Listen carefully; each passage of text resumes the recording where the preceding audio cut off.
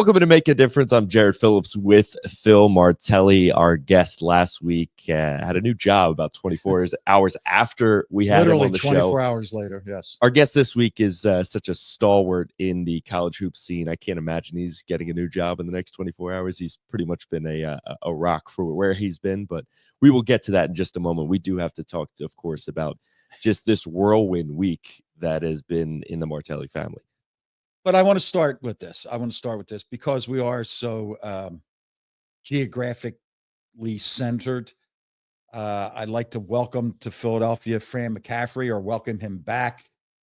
Darius Nichols taking over at LaSalle.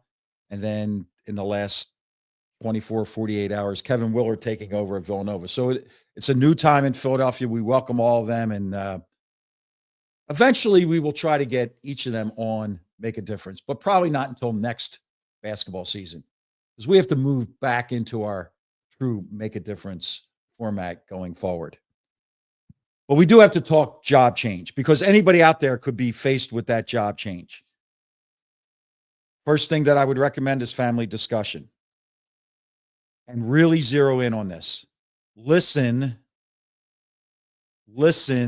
Much more important than hear. You must listen to everybody in your family, not just hear, because your brain and your heart and everything is pumping so quickly. Consideration for your children, right? Their world changes. Schools, neighborhoods, friends, activities. And because all of the people are impacted, make sure you take time, individual time. Consideration for other family members. What's the distance? How are we going to create this? Now, whether it's a businessman relocating, a coach relocating, a teacher relocating, these things come into play. Whom will you work for, and whom will you work with? It's a really big deal. In the coaching world, I really have a problem when people tell me, I work for, this is my boss. That's who you work with. You work for your institution. And I don't know enough about the corporate world, but hopefully it's like that too. That you're going to work with people and not for people. Your current team, whether it's your sales team, whether it's your basketball team, make sure that you have clear communication with them and the opportunity to thank them, because you're not in a new position without the people that have lifted you up. You want to be organized with your checklists, your priorities. And then this coaching search business, and I assume it's the same in the executive search business, it can be faster than fast. Personal story, 4:30, last Tuesday afternoon, Phil Martelli Jr. was the coach at Bryant. At 5 o'clock, that had started to change, but not until 5 o'clock. With social media, nothing is done in a vacuum. At the end of the day, you have to answer this question. You owe it to yourself to go. You owe it to yourself to stay. That's what has to be answered. And we've kind of been through that this week. There's also, I would say, an interesting facet of it. A lot of reports out there that there would be some involvement. We'll get to that. We're not doing that right now. No. We're keeping that under wraps. I didn't know if we were going to get an exclusive on the pod here with that. We don't do exclusives. What we do is Martelli Minute, brought to us by Status Solutions Network. Status Solutions Network is committed to making a difference by providing Alicia Law compliant safety technology to schools through a grant of use, ensuring that financial barriers never stand between students and proper safety. Each community has the power, the unbelievable power, to create real change. Learn more at statussolutions.com. Statussolutions.com. Making kids safe. That's all of our priorities. So the Martelli Minute: treat others with kindness and watch them become kinder to others. Treat others with kindness and watch them become kinder to others. When facing a challenge, go all in. Trust and believe that you will find the strength to bet on yourself. Bet on yourself when facing challenges. You have it, you have the ability, and go all in. Relentlessly pursue your passions. Don't half step it. If it's passionate enough, if it moves you and it touches you, relentlessly pursue your passion. And the final one: success often comes to those who won't quit. Right? Big difference between can and will. Yeah, I can do that. If you were to ask me, can you play golf? I said, yeah, I can. I won't, but I can. But when you commit to I will do that, it's much more emphatic. Success often comes to those who won't quit. That's the Martelli Minute. How do you get there again on Instagram? Phil_Martelli. Yeah, at Phil_ every morning at 6:30 a.m. 6:30. It's back to 6:30. It's back to 6:30. Look at you. You mentioned we don't do exclusives, but we have a pretty exclusive guest this week. Wow. This one, and that's where I'm starting. Our guest segments focus on making a difference. People who are making a difference out there, and we've been fortunate to have NCAA people. We've had coaches on here. We've had community people, and so many have done great things, propelled by the podcast, I'm sure. But again, today, we've accomplished that. We have someone who is making a difference at this moment in time. A high school basketball star, a college program builder, which we're going to get into, an assistant coach, a voice in the game as an analyst, and now has risen to become one of the most powerful voices in our game. Our guest has a gift. Every conversation that you have with our guest is meaningful to him. Most get distracted and they wander and they start looking around for, well, who's a bigger name in this room, or who can I talk to, or yeah, I don't really get this idea, so let me just kind of keep it moving. Not our guest. This is an absolute pleasure. A friend, a colleague, and one of the most powerful voices in the game of college basketball and the game of life. Please welcome Jay Bilas. For having me. I didn't deserve that, but there are a lot of things I don't deserve. But thank you. Your journey. How did you become the Jay Bilas of today? Wow, a lot goes into that. I mean, I grew up in Southern California in Los Angeles, and started playing basketball when I was a fourth grader, and that became the thing I cared about the most. I wanted to play basketball. I loved everything about it from the first dribble, and when I started becoming what people considered a good player, college recruiters started contacting me.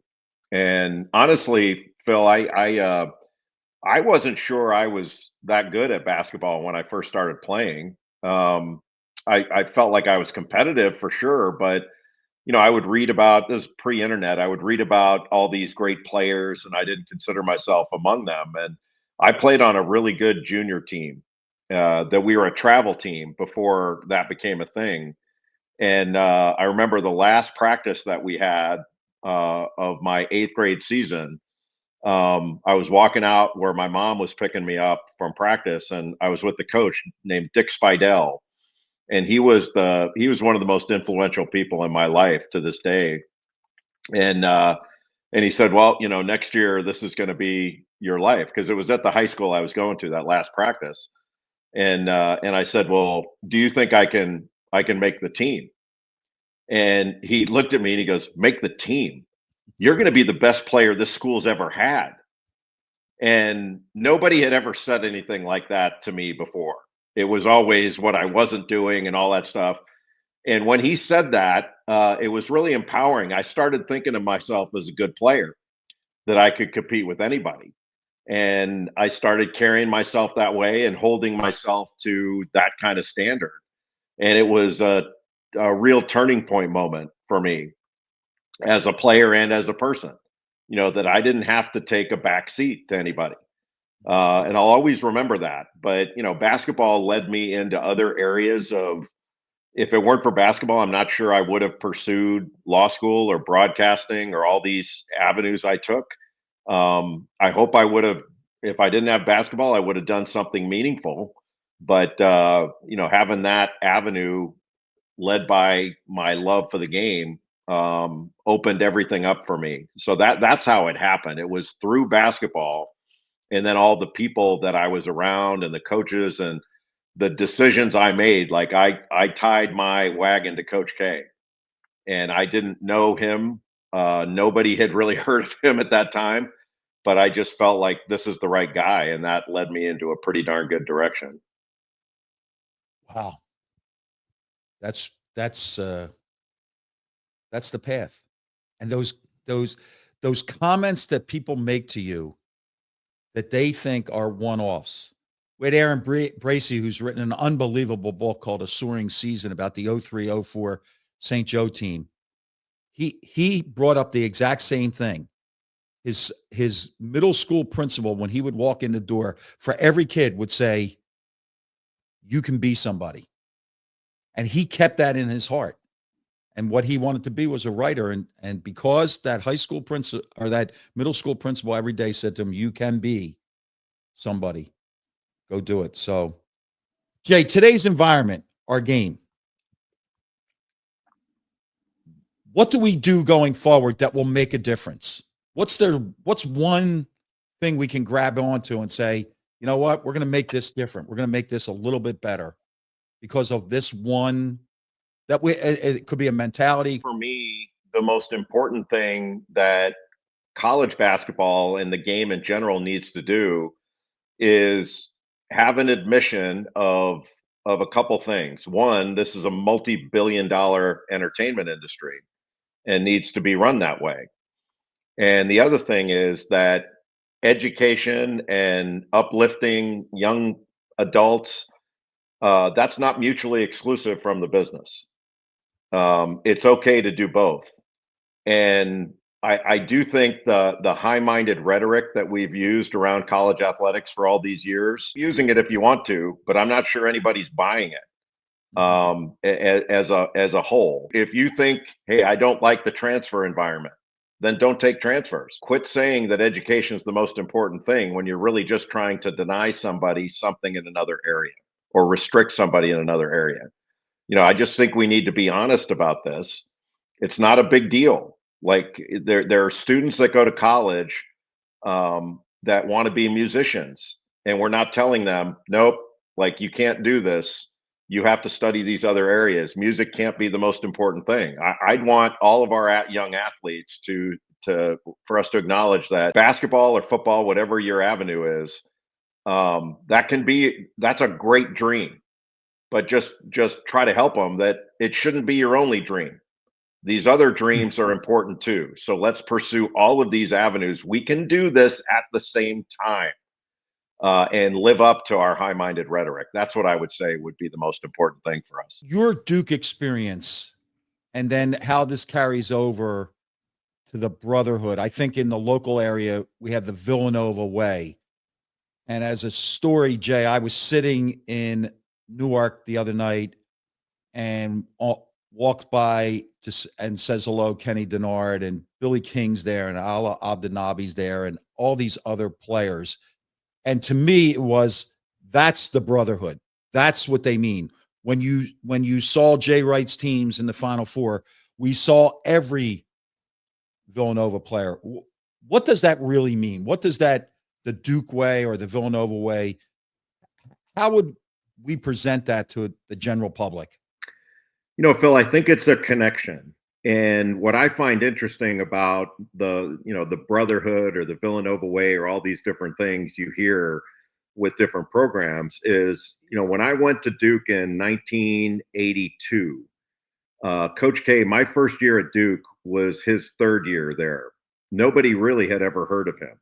He came from Army. He was virtually unknown, and he hadn't won to the point that the recruiting class I was in had arrived. And my first NCAA tournament game was his first. He'd never been in the tournament before. So we were kind of, in a way, learning together, but we weren't trying to, form a brotherhood as much as we were trying to win for ourselves and build something for ourselves. So as we went on as a group and got more experienced, when the coaching staff would bring recruits in, they gave us some say. They wanted to know, what do you think? Because we were going to have to play with these guys. And so we tried to bring in, when they brought players in, we wanted to bring them into the fold. Billy King was one of them. How do we help Billy? How do we help Quinn Snyder, Danny Ferry, or all these guys? One, we wanted to play with those guys and be around them. But I really think the main part of it, excuse me, was Coach K stayed there for 40 plus years. So our connection to the school was deeper because of him.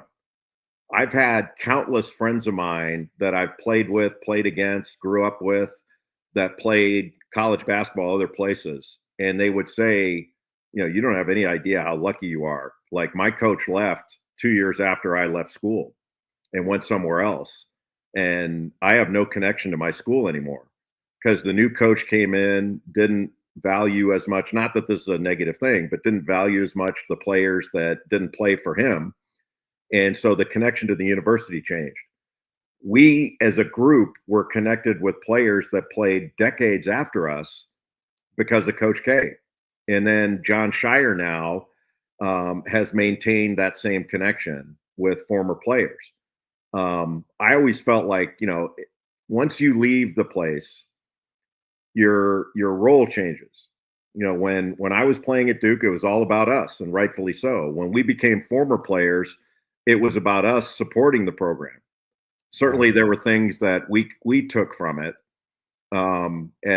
because of that connection. But having a coach that stays in place for a long time, and even if there is a change, the coach leaves, retires, whatever, the school maintaining a connection with the former players can only be helpful to what's going on currently. And it like Coach K always expected us when we came back. He goes, I want you to touch these guys, like, talk to them, mentor them, even though we're decades removed. He felt like that was a really important thing, that they need to see, like, this is possible for me once I leave here. It's not all about basketball. It's about these connections and all that. And I think that's a big part. Like, Jay Wright had a mom's club, stuff like that. Those connections are important. Yes. And if you go through, like, whatever that is, timelines or whatever they call that, there's a whole series of pictures of the Duke players' moms on the court after they won the East Regional. That's a really great point. I had opportunity this year. Shaka Smart did the same thing, mom's club at Marquette, and also that they had a say. Like, they would say, you know what? Why do you have to practice Thanksgiving at 6 o'clock? Move it to 9 o'clock so that I could see my son. And Shaka Smart incorporated that into his thinking. Jay, you've been all over the country, either physically or watching. What's the level of play like in today's college game? I think it's better than it's ever been on so many levels. Clearly, the game is not as old or as experienced as when we were, younger, and everybody stayed for 4 years. Like when I was in school, Ralph Sampson, the three-time National Player of the Year, stayed to become a senior. That wouldn't happen today. Financially, that wouldn't make a lot of sense. And I get that, and I'm okay with it. But it was different in that regard. But today, the players are better than they've ever been. And I think the game, like I always laugh when, and look, this is the province of old people. We like to think that we were more competitive and we were tougher and we walked to school uphill both ways in the snow. And that's great when we're all getting together, having a drink, talking about, our time. But I was with a bunch of my former teammates and we were at a Duke event, and a few guys were saying, man, these big guys, they don't do what I think they should be doing. And I said, what are you kidding? I mean, like, they had to guard 5 ball screens in one possession. We never had to do that. We never guarded a single ball screen when we were in school. We guarded flex action, and we met our guy at the free throw line. We had to run back, and we'd meet our guy at the free throw line and wrestle him for low post position. Like, we didn't have to guard 4 ball screens and switch out and do all these different things. These guys are doing more, and they should do more. It's not to say that we couldn't have done it or they wouldn't have been just as good as us or better than us. But I think the narrative now is the players aren't as competitive. They don't care as much. They do. And they're more skilled generally. I think the average player now is much better than the average player was years ago. The great players of any era would be great. I have no quarrel with that. Oscar Robertson would be great now, and Cooper Flagg would be great in the 60s. But the average player now is better than ever, and there are more of them. And I think it's made the game better. It's a fabulous game, and it's played at a really high level. The schemes are great. The coaching is off the charts good. It boggles the mind that cars are better now. Computers are better. Everything is better in America except basketball players. That's just not true. Coaches are better. Players are better. It's been fantastic. There you go. You got that. Clip that right away. Jay, the Final Four. How about a read on each of these teams? Not a favorite, not where you're leaning, but what's your immediate reaction when you hear Houston or Auburn or Duke, Florida? What pops into your mind? Phil, I think it's amazing that this year in the Final Four, we've got not only 4 number 1 seeds, which has only happened once before since seeding began in 1979. And that was 2008 when all 4 number 1 seeds got there. A long time before the portal, long time before NIL. This has happened before. But we've got the 4 most efficient teams per KenPom.com and the other analytics in the country. That's unusual. A lot of times these teams get upset. It's the nature of the tournament. But not only do we have that, I think KenPom came in around 1999 or something, so 25, 26 years. In that time frame, these 4 teams are 4 of the top 10 most efficient teams of all time that have been tracked over that period. I think it's extraordinary the level of play of these 4. And it's interesting to me that part of the narrative is now, well, that's what the portal and NIL has brought, is that the mid-major is dead. I don't buy that. I don't think one data point makes a trend. It's 1 year, and we've had years similar to this in the past, way before NIL. 2 years ago, the narrative was Florida Atlantic and San Diego State are in the Final Four. The earth is flat. This is spreading talent around. The dominance of the major conferences is likely over. And now 2 years later, the mid-majors are dead and we need to throw dirt on them. Neither is true. We certainly need more data to make those decisions. But these 4 teams they're great stories, each one of them. They're extraordinarily well coached. We've got 2, what I consider to be all-time great coaches in Kelvin Sampson and Bruce Pearl. And then Final Four coaches that have done it before and done it at multiple places. And then we've got 2 of the hottest and I think best young coaches in Todd Golden and John Shire. So it's got something for everybody. We've got a lot of experienced players. We've got Janai Broom, who was a under-recruited of Auburn, under-recruited mid-major player at Morehead State, who transferred to Auburn and is right with Cooper Flagg for National Player of the Year. And then you've got a freshman in Cooper Flagg, who was at Duke, who was the #1 recruit, kind of the hot shot, and he's there. So we've got it's a cross section of what we want in this game. It's so much to consume, and so many what I consider to be amazing stories, redemption. Like I mentioned before, the next wave of great coaches in Shire and Golden. I think it's just a delicious, different scenario than we've seen in the past. And we should kind of just sit. I don't want to tell fans what to do, but kind of just sit back and enjoy it, because it's going to be different next year. There's never been a tournament that's been quite the same. And that's one of the beauties of this tournament is it's different every year. And we don't necessarily have to draw a conclusion from this one year. Jay, couldn't you close your eyes, or can't you just close your eyes? Kelvin Sampson on the sideline in that polo shirt. Jay, when you were recruiting, you went into Chicago, into the inner city of Chicago, and Kelvin Sampson was on that sideline. He's the guy that has the keys. He opens it. He pulled out the bleachers, and then he says, okay, now I'm going to coach my team. Gene Banks was coached by Joey Goldenberg. That's who I think of when I see Kelvin Sampson. There's no frills. It's straight up, I'm here to coach ball and to change lives. And that's what he does. It's fascinating to me. Kelvin is one of my favorite people in the world. I've known him for a long, long time. And I think you're right. He's one of those guys that in one regard, he would say, well, I've never changed. Well, in his value system, that's correct.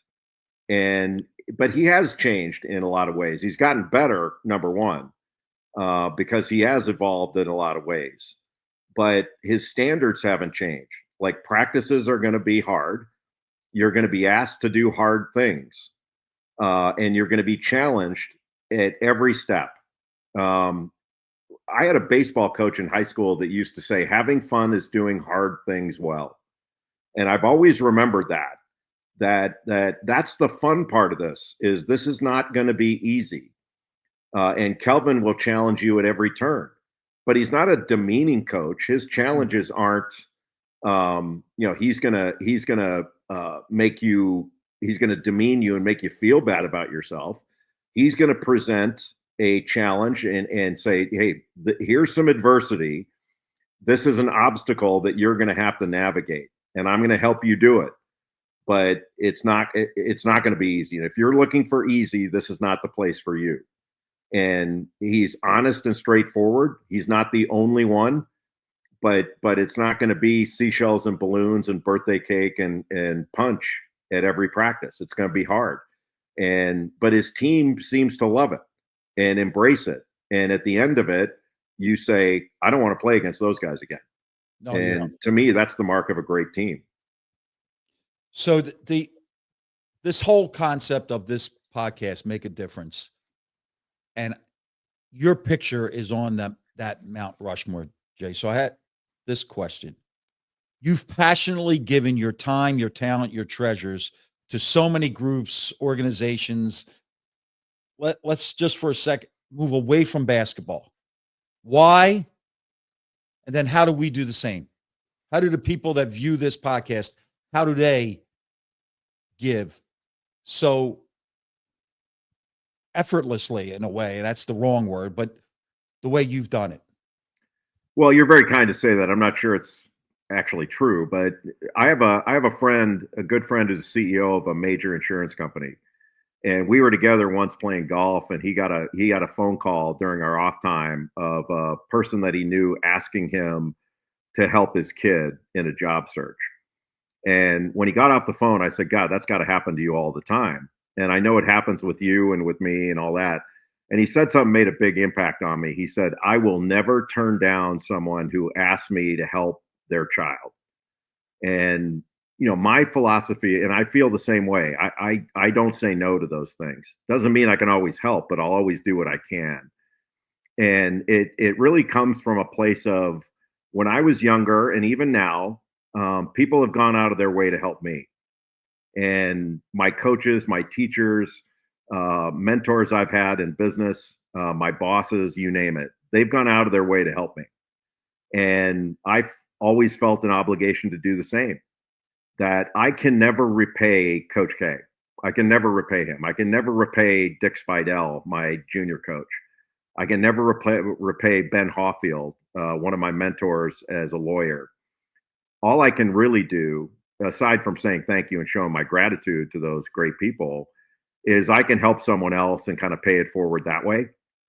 And that's why I started that basketball camp and leadership academy and all that, is that, whatever I've learned and whatever help I can give to somebody, I want to give it. And it's not like a golden ticket free pass thing. Everybody's got to earn their way. But if you can help someone, why wouldn't you do that? That's sort of what I think that's why we're here as older people. Amen on that. If you can, why not? I am, and you have, Jay, you've made a huge, huge difference. And when I said that in the introduction, every conversation that you and I have ever had, and when I've watched you, it's meaningful to you. That is a characteristic that I hope that we all can take forward to when you enter into the conversation, get into the conversation. Don't be wandering. So thank you for Phil, that. I'm sorry to interrupt, but that's you. And I don't know if you remember this, but this was in the probably late 90s. And back then, the Atlantic 10 was my beat as a broadcaster. I was doing a lot of St. Joe's games and you name it. And throughout the league. And the coaches were great to me. You, Skip Prosser, John Chaney, you name it. So back then, the conference contracts used to have a clause in them that says every team in the league needs to be on television at least once. I don't happen to think it was a good idea for the conferences to do that. But because one of the ways that the media companies deal with that is they put the two worst teams against each other to get the game out of the way. So it was Super Bowl Sunday. I had St. Bonaventure against Duquesne in Pittsburgh. And it was like 2 hours before the Super Bowl started. It was a friends and family game. and I had, I prepared for that game like it was the Super Bowl. That's kind of what I did because it was my game. And every game I did, I treated as important. It may be the only time those players are going to be on television that year. So I did the game. And then later on, I can't remember whether it was that day or the next day, you called me. And when I answered the phone, you said, I just want you to know I'm proud of you. Like you did a bang up job on that game. That couldn't have been easy, all that stuff. Not only were you watching, but you thought to call and compliment the job because you knew what it entailed. And I have never forgotten that. I've always tried to do that myself, that when somebody did something you noticed, don't just, say it, while you're watching the game to yourself or to somebody. Say, let somebody know. Because it's important. And it was an uplifting moment for me. And I've always really appreciated that. Well, thank you. Thank you. I remember that game too, by the way. I guess the blessing in that game was that the Steelers were not in the Super Bowl, or you would have really been you would have been for an audience of one. That's true. Jay, we're going to hand this to you. Here's the magic wand. Talk to administrators, talk to coaches, talk to players for the good of the game, the good of the profession. Use your magic wand right now, Jay. What I would say is I think we need a little bit of a reckoning in college sports where the people in charge, whether they be NCAA administrators in Indianapolis or administrators and coaches at member schools, need to first admit what this is. It's a multi-billion-dollar entertainment industry that we're running off college campuses. And that what it is right now, it has been intentionally and purposefully built to be what it is. And every issue that we have that we may consider a problem, we the administrators and the people in charge It's our responsibility. We did it, and we need to own it. And it's not the player's responsibility. So whatever our values are as an overall entity and organization, we need to live by. If we're going to keep saying it, we need to live by it. And each individual institution needs to stop complaining about it and just say, look, if these are our values, if our values are broad-based programming, then live by those and quit saying, well, this, we're a nonprofit.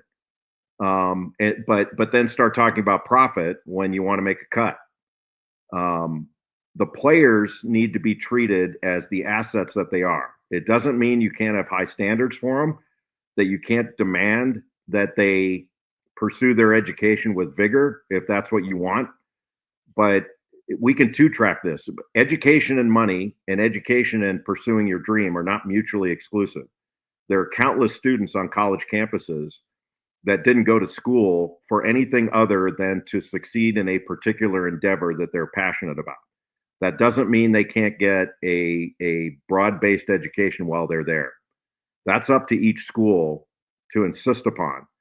And, I'll give you one last thing, and I don't mean to cast aspersions on anybody here, but when Ben Simmons was at LSU, there was talk about, well, is he really pursuing his education? Is he going to class? I'm like, whose business is that except LSU's? If LSU wants him to go to class every day, then they need to say, hey, Ben, you're going to go to class or you're not going to have a uniform. It's their business to decide what each one of their students does and what their requirements are. If they choose to do it differently, let them do it differently. But I think we have to get a handle on that, because the players deserve these opportunities that they have. If we want them to handle it differently, then we need to adjust and say, okay, if we want them to stay in school, let's sign them to contracts where the university pays them like they do with a coach or an athletic director or any other employee. But if we're going to have them be students to be treated like any other student, we have to acknowledge that no other student is told that they can't leave one school and go to another and participate in whatever extracurricular activities that school offers. We can't talk out of both sides of our mouths anymore. Those days are over. We had 100 years of violating federal antitrust law and restricting athletes illegally. Those days are over.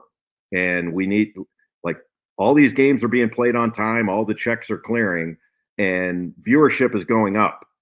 We've had the best year we've had in a decade in viewership, and the best tournament viewership we've had in over 30 years. And to me, that speaks volumes about the public doesn't care about this. They want their product. And the values of this are up to us. And if we want to live by our values, that's our choice. And that's within our control. And I think people need to start doing that. Jay, there's obviously so many things to address and wide sweeping things, but I feel like one of the ones that's really transpired in the past few weeks here in the middle of the NCAA tournament is the transfer portal opening. They've moved it once, but it doesn't really make a lot of sense. And I have yet to find someone that has even spoken any sense into the fact that it opens up in the middle of the second round like this, or the Sweet 16. I mean, can you bring any sense to that, or you think that's something that also just needs to be fixed as soon as possible? Well, if it would make everybody feel better, they could move it back to April the 10th, and it's after the final game. But the reason they put it there, and people can agree or disagree, there can be reasonable disagreement about it, but the reason they put it where they did was that we have 360 plus Division I institutions that play basketball. 16 of them were still playing when the portal opened. That means you got 340 plus that aren't playing, and those players and those programs are in limbo. So for the overall benefit of more athletes, more institutions, they opened it up when they did, in fairness to everyone. It sucks for the 16 that are still playing. But what I would tell you is, and this goes back to the rhetoric that we have, it didn't seem to bother as many people that you had coaches that were negotiating their way out of their current job while they were still playing. And nobody said tampering. Nobody said poaching. Nobody said commitment or loyalty. And look, I love Kevin Willard, but who is he kidding that he hasn't talked to his agent, hadn't talked to his wife, he didn't know what was going on. I mean, I don't mean to break this news to coaches, but when your agent is negotiating on your behalf, that's you. That's the way agency works. And he said the same thing when he was at Seton Hall, the exact same thing from the exact same podium of, I don't know what's going on. And he wound up in Maryland right after that. This is the same playbook. And it's okay. I don't have any problem with that. But let's not talk out of both sides of our mouths here and hold the players to a different standard. You know, they have wants and needs, and not every player is transferring to escape adversity or because they didn't play as much as they wanted to. You know, I think what's kind of interesting to me is 2 years ago, I mentioned Florida Atlantic is in the Final Four. 2023, under Dusty May. Every player came back for the 2024 season, and they went to the tournament again. They all transferred after 2024. The reason they did was Dusty May went to Michigan, and he took one of his players with him. Elijah Martin went to Florida, playing in the Final Four. John L. Davis went to Arkansas, played in the Sweet 16. They left because their coach left, and that's okay. Not everybody transfers for reasons that we find objectionable. And if we object, then we shouldn't do it, or we shouldn't take transfers if we object. But we can't tell these players, you're not allowed to pursue your dream, but the coaches are allowed, and the athletic directors are allowed, and every other student is allowed. But you're not allowed because the system valued you a certain way when you came out of high school, and you're stuck with that for your whole career unless you want to sit out a year under our old rules. And people don't remember this, but before the portal came in, only 5 sports in Division I required you to sit out a year: football, men's and women's basketball, baseball, and hockey. Everyone else could transfer at will. And that's why things changed, is because the NCAA was getting beaten up in court over that when they were fighting over money. And they realized, you know, this is not a good policy, and it makes us look stupid, and we got to change this. And they did. Wow. Again, I told you.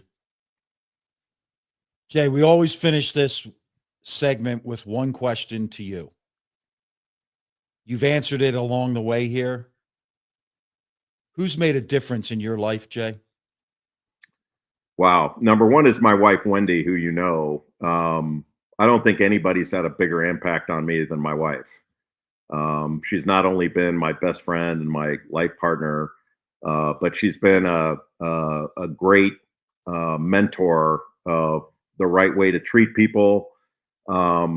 She's an artist. She's a professional artist, and her whole life is built around beauty. And her thing is, you know, she's in complete control. She's aware of her environment completely. Most comfortable in her own skin of any person I've ever met. And she looks at everything in the positive, even when there are difficulties. She handles the difficulties and doesn't tolerate any drama. She's going to look at the positive side of everything.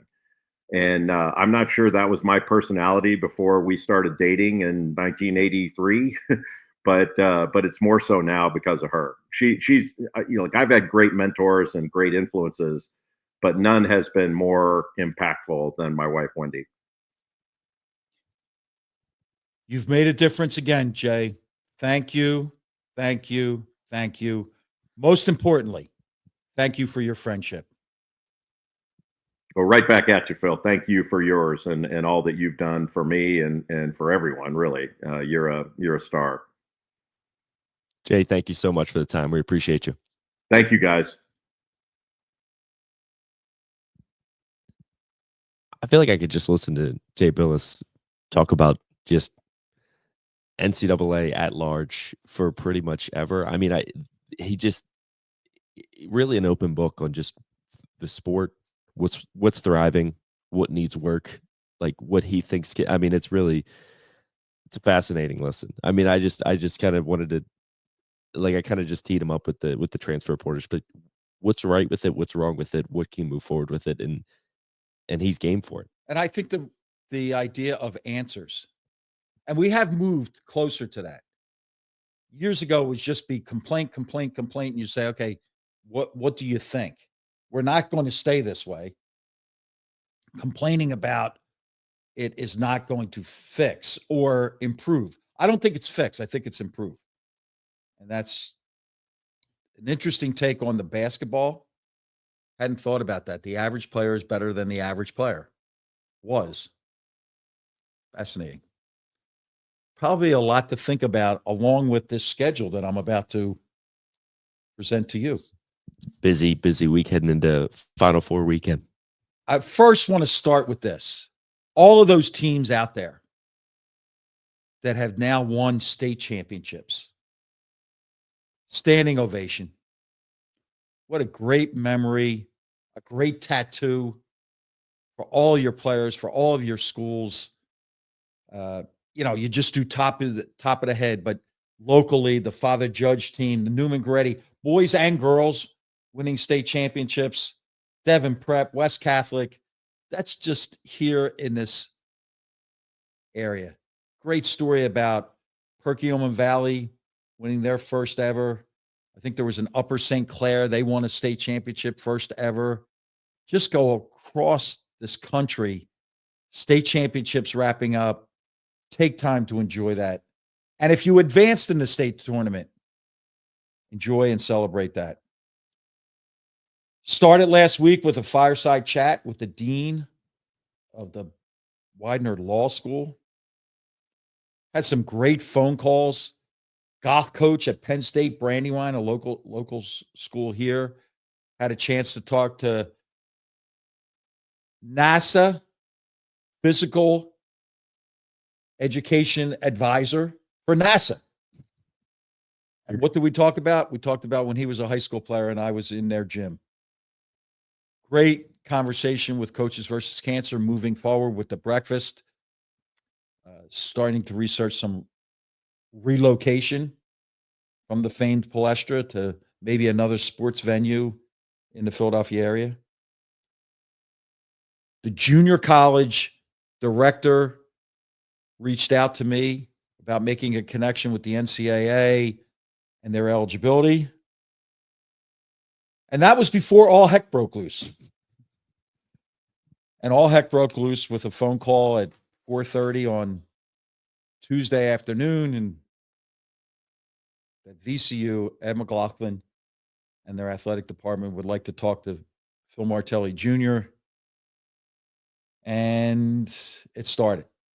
And it literally started at 4:30 on Tuesday, wrapped up sometime around 3 o'clock Wednesday morning. And I was renting a car and getting plane ideas to go drive to Richmond, be present for an unbelievable fair put on by VCU. My son Philip did a terrific job in his presentation.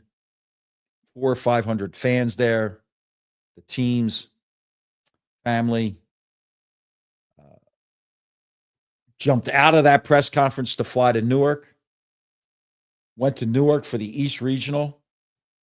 And I was welcomed by an NCAA sponsor to present to a group of people before that first game, before BYU and Alabama. What a treat. What an absolute pleasant night. Taking pictures, asking people where they're from, people coming in and saying, I'm from California, and why this regional is because it was basketball. BYU, Alabama, start of Duke, and Duke played Arizona. Drive home. Friday, get up. How about this lunch? Lunch with Governor Ed Rendell, number one Philadelphia sports fan, maybe of all time. Angelo Cataldi, Michael Barkan. I'm surprised he wasn't on like pregame show for Eagles or Phillies, and Fran Dunphy. I came home Friday and crashed and said, what is this weekend going to bring? And watch some of our guests over the weekend. Tom Izzo, inspiring efforts across the board. Gino Auriemma. Paige Becker's had 40 points in a Sweet 16 game. And now they're still moving forward. And all the time on the phone with Richmond and VCU and taking everything in. So that's where I was. Only to be topped by this week on where I'm going. It gets better. I don't know if it gets better than that lunch yet, but the weather holds out. Media Little League openers for pitching machine and for kid pitch, which will be very fascinating. Because to me, kid pitch, if that ball's inside that cage, it's a strike. Swing that bat. I'll be leaving town to go to the NIT semifinals. Congratulations to North Texas, UC Irvine, Chattanooga, and Loyola Chicago. As a member of the committee, I'm going to be at that doubleheader on Tuesday. Committee meeting home. San Antonio on Friday for the Final Four. Before I do that, I have the opportunity with Chuck Everson, 1985 national champ at Villanova, and his podcast. It's Big East Rewind or Big East Recall, but I'm going to do that before I leave town. Friday, Saturday, Sunday, and I'm humbly looking forward to Champions Brunch Sunday morning, San Antonio, where I will be receiving the Golden Anniversary Award. And each champion of each league will be honored at that brunch. And then I head home to get ready for next Monday, our podcast. We still have 2 more weeks of basketball. Next Monday might have to go live. I think so. We're not dropping it yet, right? Keeping it under wraps. It's secret, but man. But if you think Final Four and who should be on a Final Four day show, national champion. There's one name that comes to mind. And right now, that's who we are zeroed in on. That's gonna be a fun one. But you all are. Man, how do you keep up with all this? Do you have a planner? Do you have what's the, I have a notepad upstairs. That's it. And when it comes down, I scribble it onto my note and then I transfer it to my calendar. But first I check my calendar, make sure it's clean. Then I go to my daily sheet. And then when I get up each morning, I take the daily sheet and say, okay, here's the following things. Here are the following things that are on the agenda. And then you mix in, well, I have to make this phone call. I have to make that phone call. When can I get my workout in? And I was going to say, I really like it. I really, and I get unnerved and I know I'm supposed to retire. When I get in and I say, there's nothing to do on this day, I'm going to have to make something up here as we go. Make something. I think you could just hang out sometimes, right? I know that.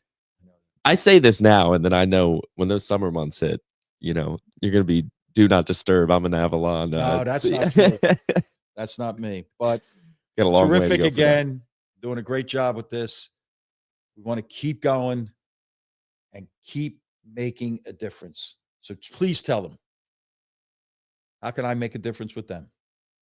Yeah, a couple more unbelievable hoops guests coming up in the next few weeks. And then we're really launching ourselves to that idea of making a difference with everybody we can, every organization we can in the greater Philadelphia area and beyond. And that's the hope and expectation with our show moving forward, of course. That's always been the plan. That's always been the goal. If you're looking to get in touch with Phil in any way to help make a difference, head on over to pnjmakeadifference.com. That is where you can get in touch with Phil, tell him your story. Hopefully he can help you make a difference either in your workplace, in the classroom, on the court, off the court, wherever that may be. You can make a difference anywhere, folks. We are on Instagram, TikTok, and YouTube at Make a Difference Pod. We are at Make a Diff Pod on X. We are Make a Difference with Phil Martelli on Facebook. You can like and subscribe if you are watching on YouTube. We'd really, really appreciate a 5-star rating on Spotify or Apple Podcasts, wherever you get your podcasts. If you're looking for that Martelli Minute, by the way, that's on Instagram at Phil_Martelli every morning at 6:30 on the dot. On the dot. On the dot. Most days. Most days. With that schedule, I'm impressed you've been able to stick to it the way you have. But, man, an incredible guest once again. Jay was terrific, as we completely expected. Just a real steward of the game for sure, and really awesome to hear from him heading into the Final Four weekend, which will be, I mean, an unbelievable weekend of basketball. These teams look terrific, and he said so himself. If you're tuned out because you don't see the Cinderella on and that little tiny number next to the name, you're missing out on some great hoops this weekend. That is for sure. But man, I can't wait for Monday's guest. Already, I'm excited. Let's go.